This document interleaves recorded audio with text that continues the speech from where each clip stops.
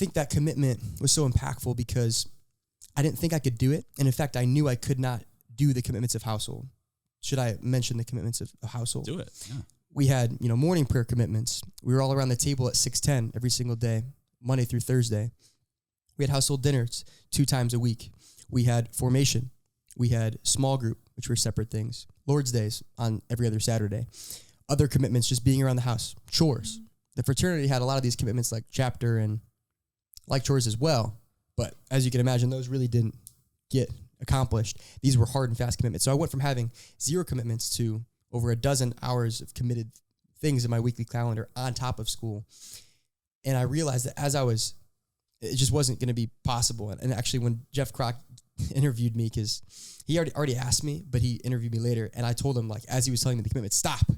Like, Jeff, stop. I don't know if I can hear all of these things. Like, it's too much. But if you just let me in, I'll figure it out as we go along. But if you keep telling me right now, you're basically going to scare me off. Like, I know that it's going to be too much. And the only way it would work is if God was real and if God was for me.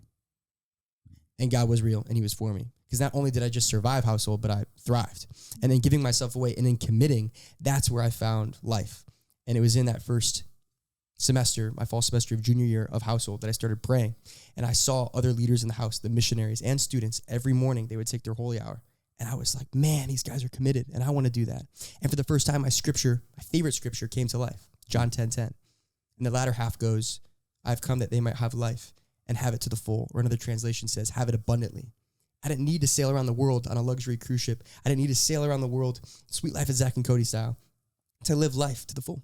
I was living it right there in household. So it's possible that life can be fuller in that household than a semester at sea? Is that what you're implying?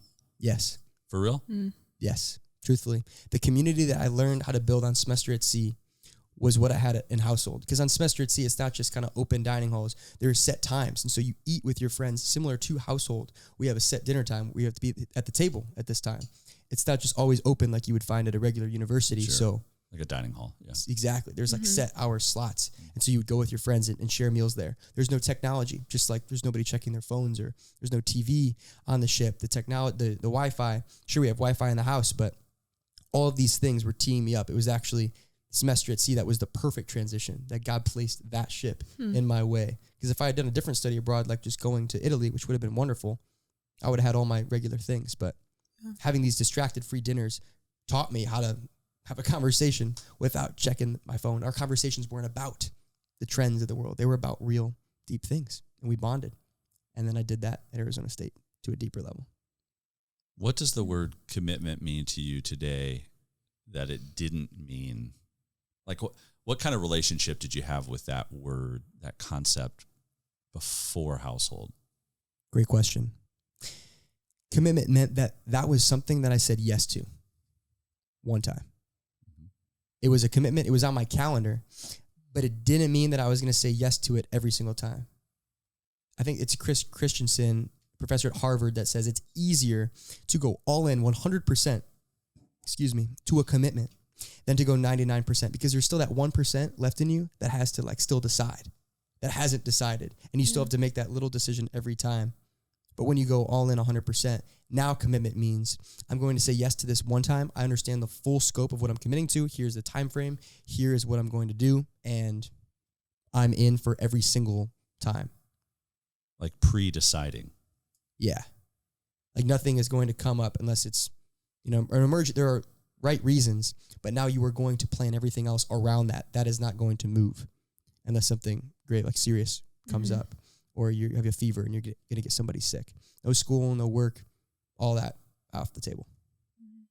What do you think God has taught you through commitment that he might not have taught you otherwise? That is awesome. An awesome question.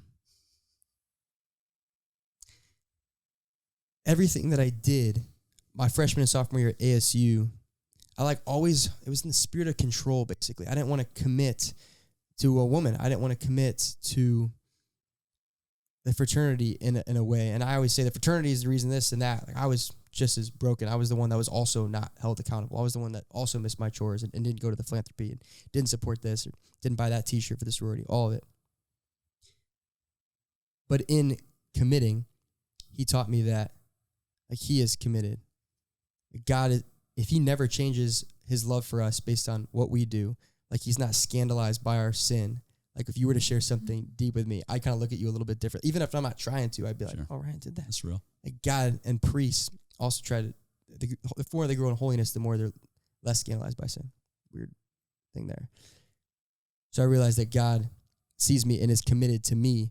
And so if I can commit to things, that I grow closer to God because I'm more like God. We're called to imitate Christ. And Jesus was committed to his disciples. And I realized that if he was going to make a commitment, like he wouldn't back out of it. You got to be a man of your word. And that's what making a commitment is.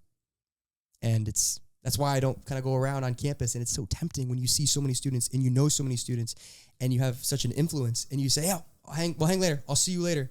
Or, yeah, let's talk soon. Let's go out soon. All those like little things, like you actually got to recognize what you're saying. You're making all those little promises. And so if I'm going to say something like that, I'm going to pull the person over here and put it on the calendar and say, okay, let's do something soon. Well, what does that mean? This can be frustrating. It doesn't honor them well if you just keep saying stuff like that and then don't, because they remember that.